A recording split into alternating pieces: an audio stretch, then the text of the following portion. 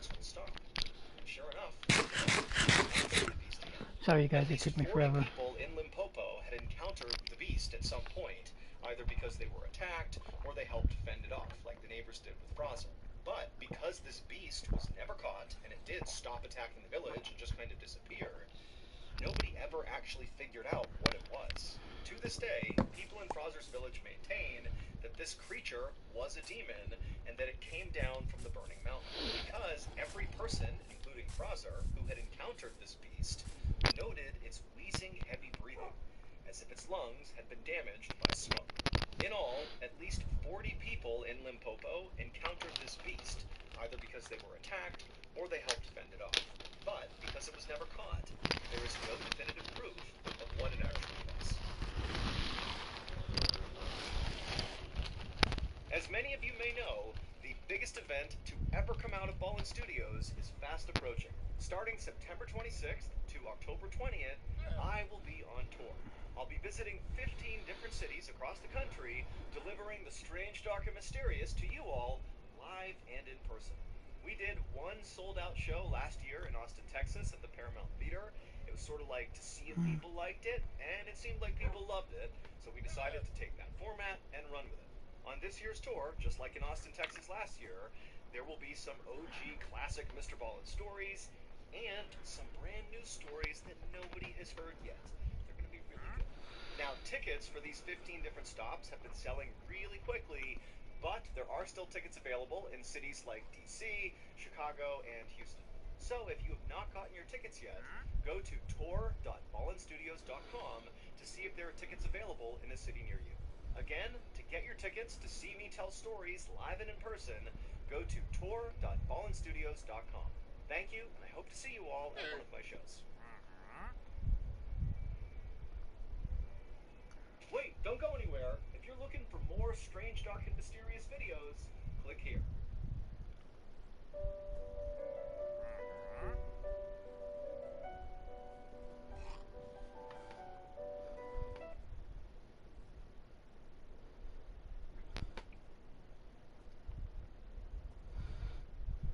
Hold on. Today's episode is a very creepy and highly disturbing camping story. But before we get into that story, if you're a fan of the strange, dark, and mysterious delivered in story format, then you come to the right place, because that's all we do, and we upload once a week. So, if that's of interest to you, the next time the like button is asleep, go to their front yard and spell the words "I hate my neighbors" in gasoline all across their front yard, and then light it on fire.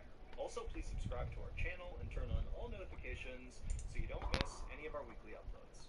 Okay, let's get into today's story.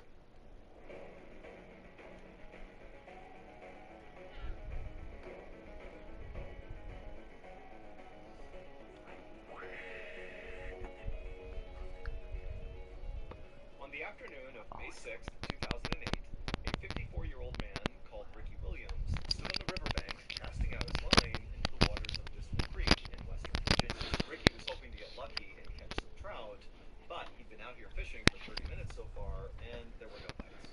Normally, Ricky wouldn't care, because he loved just fishing for hours and hours at a time. But today, he and his dog, who was right with him, were really hungry, because they've been out in these woods camping for several weeks now, and their food supply was finally dwindling down to the end. And so if they didn't catch any fish today, they might not eat.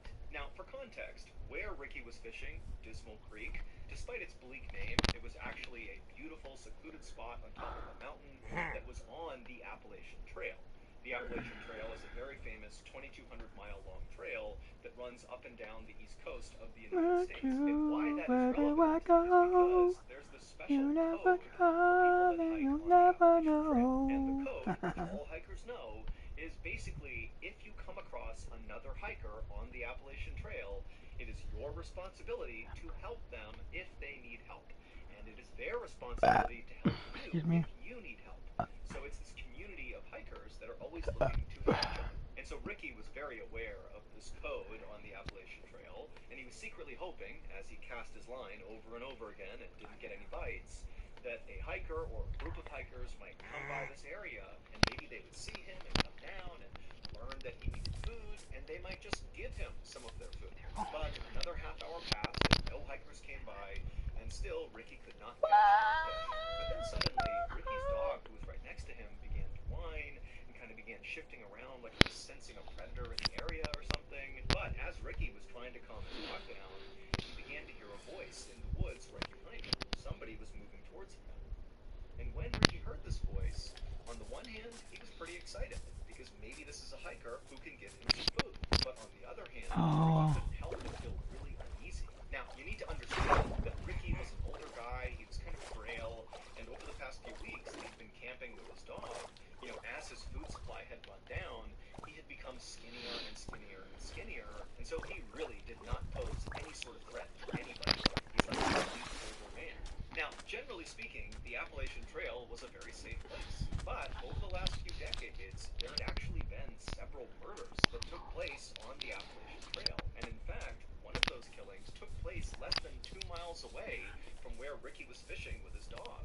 And in that double homicide, a very well-known killer named Randall Lee Smith had stabbed and shot to death 2 hikers. And so while Ricky was really looking for help from fellow hikers, 3200, 698, negative 698. again, Ricky was like this small, frail guy, and Ricky was well aware of these murders, and he was well aware of the fact that he was super close to one of the murder sites. And so Ricky was totally listening to this male voice get closer and closer, and then finally, this man in his early 30s steps out from the tree line, and he looks over and he sees Ricky, and for a second, the 2 men just kind of look at each other, but then this guy just grinned at Ricky and said, "Hey, how you doing?" And immediately, Ricky felt relieved, because he could tell just from looking at this guy that very likely he was not a threat. The man introduced himself as Scott Johnston, and he told Ricky he was actually camping in the area with a friend of his, and they were out here fishing, just like Ricky. And Ricky pretty much immediately said, "Oh, great, nice to meet you.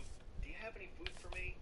And Scott was like, "Absolutely." He dug into his bag that he had with him, and he pulled out a couple energy bars and a bag of chips, and he threw them over to Ricky. And he also gave some fresh bait to Ricky, so he too could cast out again. Of course, Scott and Ricky just stood on the riverbank and fished together. And after a while, the trout did start biting, and they did start catching fish, so the day kind of turned into a great outing for Ricky. And it got even better, because as soon as the men were done fishing, Scott asked Ricky if he wanted to join him and his friend back at the campsite for dinner. And remember, Ricky had no food, so this was an amazing invitation, and he said, "Yes, of course, I'd love to join you." So the 2 men packed up their stuff right as the sun was going down, and then they began walking back into the forest where Scott had emerged from. And as they were walking, Scott's fishing pole got tangled on a low-hanging branch, and he was really struggling to get it out of the tree, and so finally he just told Ricky to, "Go on ahead, my campsite's right up there, it's a straight shot, just go up the hill, and you'll see it." Ricky asked Scott if he was sure, and Scott said, "No, it's totally fine, go ahead." So Ricky said, "Okay," and he walked the rest of the way up the hill, and then when he walked out of the tree line into the clearing where Scott's campsite was, immediately what Ricky noticed was this enormous man, who's like twice the size of Scott, and so 4 times the size of Ricky, kind of hunched over the campfire. And this huge man, who presumably was Scott's friend, he heard Ricky walk into the circle, and remember, it's nighttime, and they're kind of in the middle of nowhere, and so this guy, he turns his head around and sees this strange man just standing there, and Scott's nowhere to be found, and so this guy, he grabs a club, like a piece of wood, and he looks at Ricky kind of menacingly, like, "What are you doing here?" And Ricky, who was so caught off guard by just how big this guy was, he put his hands up, and he said, "I'm so sorry, Scott sent me up here, I don't know if this is the right site, I'm sorry." But just at that moment, Scott finished untangling his fishing line, and he came out of the tree line, and he patted Ricky on the back, and he said, "Oh, you've already met my friend Sean." And as soon as he said that, Sean looked like he basically let his guard down. He put the wood down, he stopped glaring directly at Ricky, but Ricky felt like Sean was not happy that Ricky was in his campsite, even though clearly Scott is the reason that Ricky is in his campsite. And so Ricky just felt really uncomfortable, and at the same time, Scott is ushering Ricky closer to the campfire to take a seat next to Sean. Sean's a great cook, he'll cook up this fish for us, it's gonna be great, take a seat. Ricky felt kind of annoyed that Scott was really forcing him to stay, but Ricky didn't want to be rude and just kind of abruptly leave, so he did take a seat next to Sean, who definitely was not excited to be sitting next to Ricky. Ricky just kind of sat there waiting to see what would happen next. And what happened next is Scott walked over to Sean and handed off all the fish that he and Ricky had caught so that Sean could begin to prepare them, to cook them. And then as Ricky is still just sitting there right next to Sean, Scott walked away from the campfire up to his truck, which was parked right next to Sean's Jeep, and Scott turned on the radio and began blasting country music. And when Ricky heard reason the outdoors, the Appalachian Trail, being out in nature, part of the reason it was so wonderful was for the peace and quiet. And so it felt kind of like borderline disrespectful to be out in the middle of this beautiful place, blaring country music. And so to Ricky, he just couldn't help but feel like there's something off about these two guys. They just seem really disrespectful and kind of pushy and maybe aggressive. And so Ricky is just not happy. But again, Ricky didn't say anything and didn't attempt to leave because, again, he's really hungry and so is his dog, and he needs to eat that fish.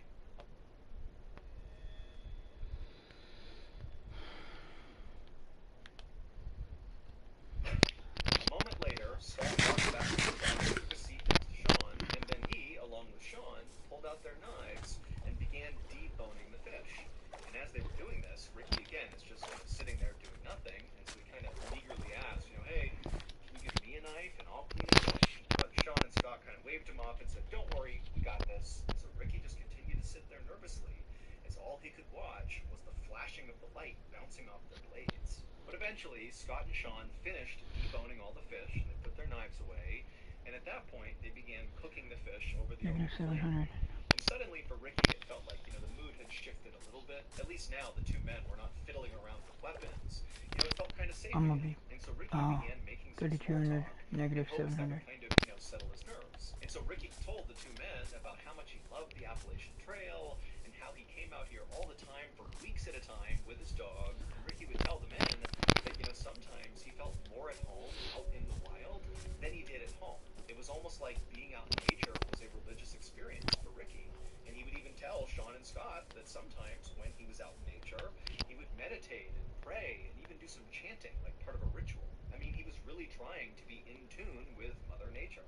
But as Ricky continued to tell Sean and Scott about his personal life, he noticed the two men were definitely paying attention and kind of nodding along at appropriate points in the story. But at the same time, Ricky felt like these two men were also kind of looking at him like Ricky was kind of weird, as if they were not prepared to come out and say it, but after hearing all these things about his life, it was like, what's going on with this guy?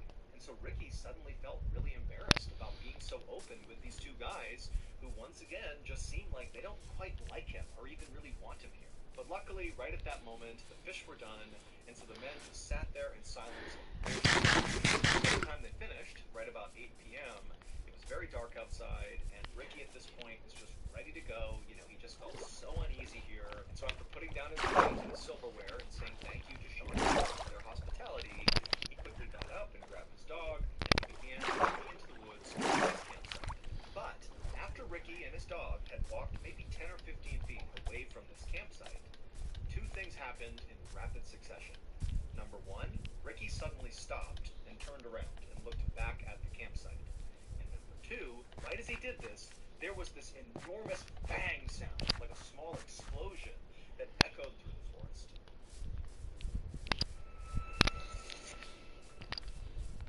Okay, so if you're not listening to our show called Run Fool, then you are really missing out on a I am not doing that. Boys video. 3 minutes later, and play a clip from last week's episode of Run Fool.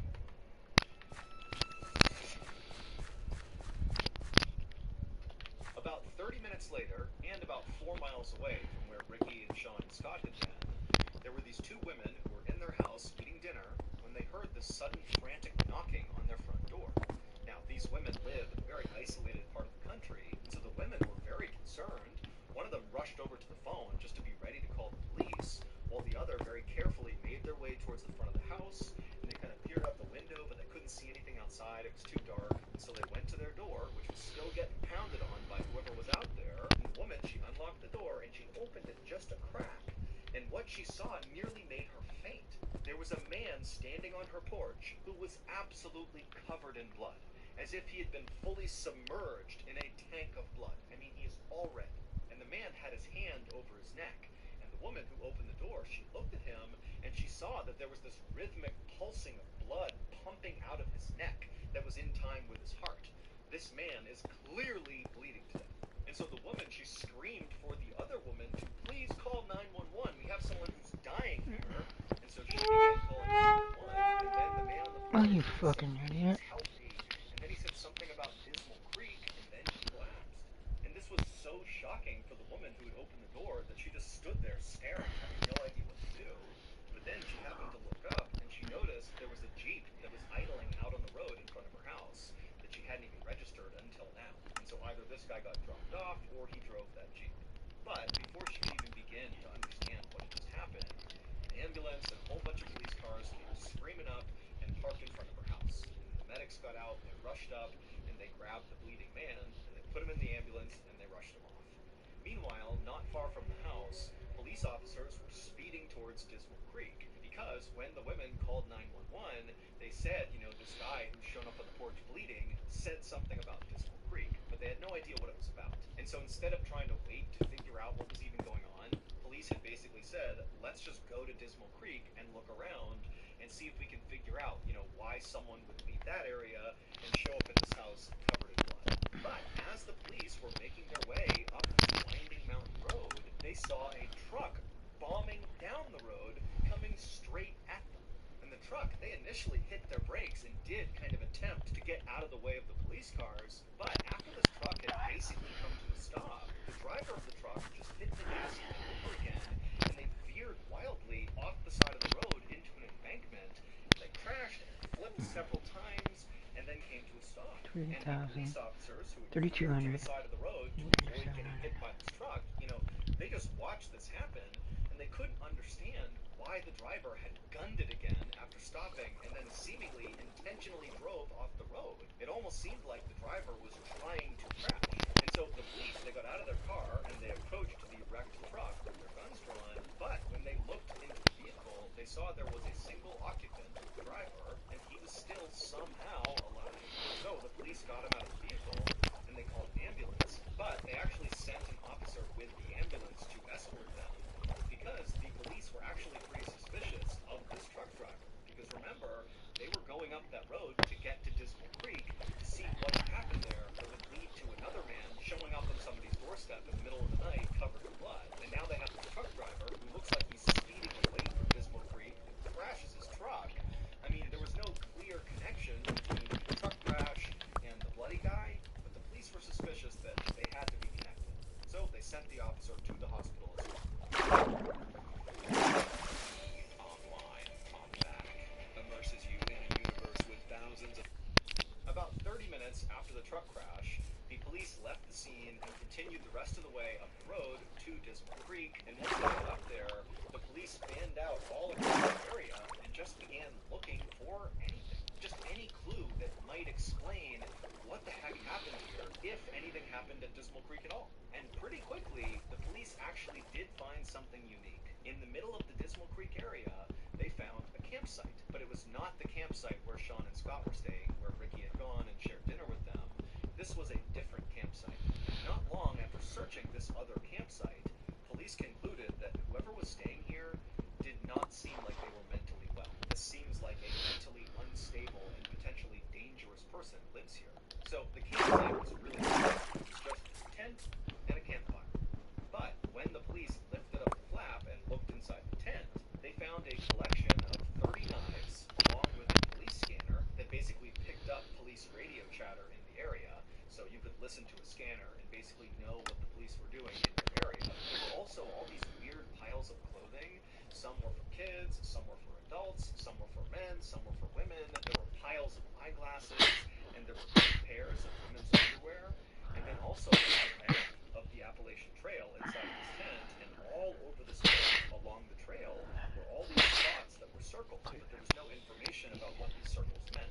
However, one of the places that was circled was the River Bank. And then next to the map was a radio, and inside the radio was a cassette. So the police just hit play, and immediately what they heard totally creeped them out, because the tape sounded like some kind of satanic ritual. It was basically this one man's voice kind of howling and chanting over and over again. But by far the most shocking thing that was found inside of that tent was a single piece of paper. And this piece of paper was a birth certificate, and the name on the birth certificate was a name that basically all police in this area knew, and in fact anybody living in or around the Appalachian Trail definitely would know this name. And the identity of this person, the name on the birth certificate, was the key to putting together all these seemingly disconnected events that had happened on this night. From the explosion when Ricky walked away from the fire, to the bloody man at the house, to the truck crash, they were all connected through this single person.